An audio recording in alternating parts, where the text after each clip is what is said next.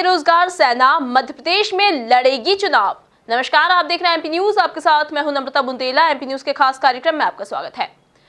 बीते कई दिनों से मध्य प्रदेश में बेरोजगारी का आलम कगार पर है। मध्य प्रदेश के युवा बेरोजगार सड़कों पर नजर आ रहे हैं और अभी तक वो चुनाव में नोटा के बटन का इस्तेमाल करते आए हैं, सरकार को अल्टीमेटम देते आए हैं। लेकिन अब जो बेरोजगार युवा सेना है उसने सरकार को अल्टीमेटम दे दिया है कि काफी दिनों से जो रुकी हुई भर्तियां हैं, मध्य प्रदेश में जो रुकी हुई परीक्षाएं हैं, रुके हुए इंटरव्यूज हैं, वो सरकार करवाए। ये अल्टीमेटम युवा बेरोजगार सेना ने अब सरकार को दे दिया है। हमारे संवाददाता शार्दुल राठौर इस वक्त हमसे जुड़े हुए हैं। शार्दुल, बेरोजगार जो युवा हैं और एक अनुमान के मुताबिक तो मध्य प्रदेश के हर छठे घर में एक बेरोजगार है और हर सातवें घर में एक शिक्षित बेरोजगार है। और अब इसी बात को ध्यान में रखते हुए जो युवा बेरोजगार हैं उन्होंने सरकार को अल्टीमेटम दे दिया है, चेतावनी दे दी है कि अब अगर सरकार ने उनकी बातें नहीं मानी तो वो मध्य प्रदेश की 28 विधानसभा सीटों पर अपने ही प्रत्याशी उतारेंगे। बिल्कुल नम्रता, मैं बताना चाहूँगा कि बेरोजगारी एक ऐसा मुद्दा है जो देश में लगभग हर चुनाव में सामने आता रहा है, लेकिन बेरोजगारी खत्म होने का कभी नाम नहीं लेती। वही हाल अभी मध्य प्रदेश का है। मध्य प्रदेश में फिलहाल शिवराज सरकार है। शिवराज सरकार के पहले कमलनाथ सरकार थी, उन्होंने भी अपने चुनाव में बेरोजगारी का मुद्दा बनाया था। लेकिन अब जो चुनाव होना है वो उपचुनाव है, तो उपचुनाव में पहली बार ऐसा देखने को मिल रहा है कि जो बेरोजगार युवा हैं उनका लगातार प्रदर्शन चल रहा है मध्य प्रदेश में अपनी मांगों को लेकर। वहीं प्रदर्शन के अलावा उन्होंने नई घोषणा की है, नया एक ऐलान किया है कि जो 28 विधानसभा सीटें हैं जहाँ पर उपचुनाव होंगे, वो अगर सरकार उनका कहना नहीं मानती तो उन सभी सीटों पर वो अपने प्रत्याशी खड़े करेंगे। तो कहीं ना कहीं ये दोनों ही पार्टियों के लिए एक चिंता का विषय होगा, क्योंकि कहीं ना कहीं युवा जो बेरोजगार है उनको उनका जो समर्थन है इस पार्टी को मिलेगा। और पहले भी हमने देखा है कि जो देश में लगातार चुनाव होते आए हैं, हालांकि जो तीसरी पार्टी रहती थी उसकी मौजूदगी सिर्फ दर्ज होती थी, लेकिन वो चुनाव प्रभावित नहीं करती थी।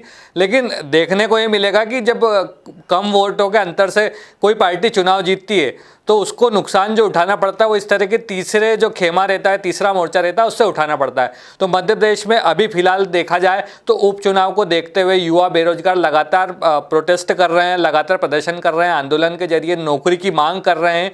और उनकी मांगों के आगे पिछले दिनों शिवराज सिंह चौहान को झुकना भी पड़ा। उन्होंने सभा के दौरान मंच से बेरोजगारों के लिए नियुक्तियां खोलने की और परीक्षाएं आयोजित करने की बात कही, लेकिन उसको लेकर अभी तक कोई गाइडलाइन सामने नहीं आई है। ऐसे में जो युवा बेरोजगार सेना है उनका जो अल्टीमेटम आया है कि अगर उनकी मांगों पर जल्द विचार नहीं किया गया तो आने वाले दिनों में जो उपचुनाव होंगे वो अपने अपने उम्मीदवार उतारेगी उन पूरी 28 विधानसभा सीटों पर।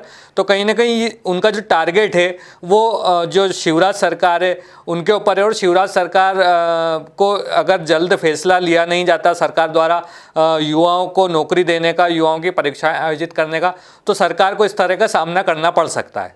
जी बिल्कुल शार्दुल, लेकिन ये बात भी है कि सरकारें आती है जाती है, चाहे बीजेपी की सरकार हो, कांग्रेस की सरकार हो, सरकारें आती जाती रहती है, लेकिन बेरोजगारी जो है वो टस की मस बनी ही रहती है। बेरोजगारी का ये आलम दूर नहीं होता है, हमेशा ये आलम राज्यों में, देश में बना ही रहता है। और अब जब जो बेरोजगार हैं वो इस हद तक आ गए हैं और इतने ज्यादा वो आक्रामक नजर आ रहे हैं अब सरकार पर कि उन्होंने अब ये अल्टीमेटम दे दिया है। लेकिन क्या लगता है, क्योंकि अब सरकार की ओर से कोई खास प्रतिक्रिया अभी तक नहीं आई है, सिर्फ आश्वासन मिलते हैं, लेकिन इन आश्वासनों को जमीनी स्तर पर उतरते नहीं देखा जाता है। तो क्या लगता है इस अल्टीमेटम के बाद क्या वाकई में सरकार की ओर से क्या प्रतिक्रिया आएगी? क्या वाकई में सरकार भर्तियां शुरू करने को लेकर, रुकी हुई परीक्षाएं शुरू करने को लेकर सरकार को यह कदम उठाएगी? बिल्कुल नम्रता, मैं बताना चाहूँगा कि आज तक बेरोजगारी का मुद्दा लगभग हर पार्टी ने, हर सरकार ने उठाया है चुनाव के पहले। लेकिन जब चुनाव हो जाते हैं तो सरकार खुद अपनी बात को बदल देती है। वो बोलती है कि हमें रोजगार के अवसर उपलब्ध कराना पड़ेंगे, रोजगार इतनी आसानी से उपलब्ध नहीं हो पाएगा। आत्मनिर्भर भारत और स्वरोजगार जैसी, स्टार्टअप जैसी योजनाओं को सामने लाया जाता है, लेकिन नौकरी के नाम पर भी सरकारें चुप हो जाती है।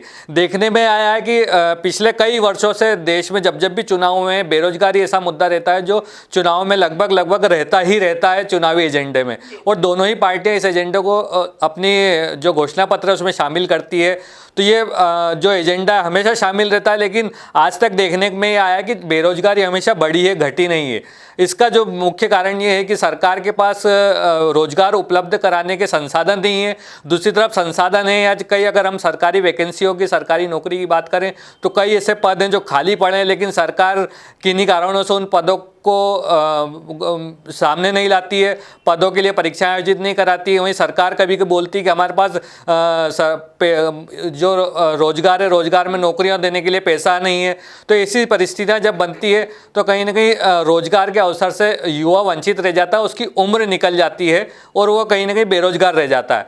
तो ऐसे में अगर इस बार जब उपचुनाव होना है और मध्य प्रदेश में इस तरह का आंदोलन तेजी से चल रहा है, तो कहीं ना कहीं सरकार को ये देखना पड़ेगा कि युवा वर्ग नाराज ना हो, और युवा वर्ग की नाराजगी को दूर करने के लिए जो शिवराज सिंह चौहान है उन्होंने घोषणा जरूर की है, लेकिन उसे अमल में लाना पड़ेगा।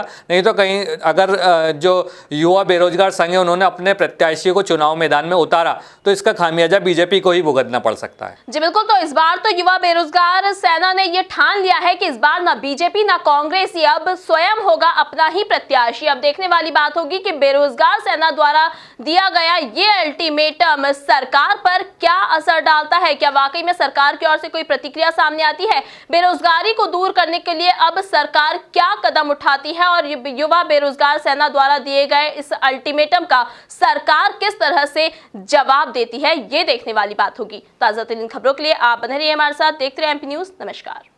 एमपी की नब्ज, एमपी का हाल, मध्य प्रदेश की हर खबर एमपी न्यूज टीवी के साथ। लगातार खबरों के लिए सब्सक्राइब करें हमारा YouTube channel MP news TV.